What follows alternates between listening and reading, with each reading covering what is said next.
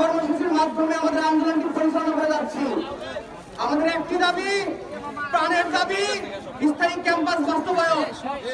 সেই দাবি নিয়ে আমরা গত বৃহস্পতিবার থেকে সংবাদ সম্মেলনের মাধ্যম দিয়ে আবার আন্দোলন নেমেছি।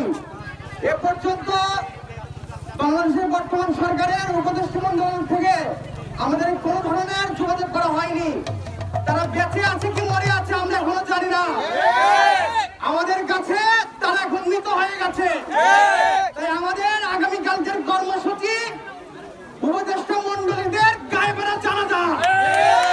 আগামীকাল বিকেল 5:30টায় একাডেমিক 3-এর সামনে ঢাকা এবং পাবনা মহাসড়কে এই গায়ে বেড়া জানাজাটি অনুষ্ঠিত হবে।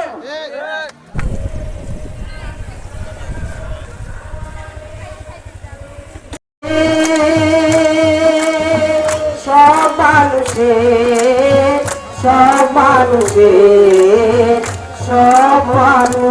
মানুষের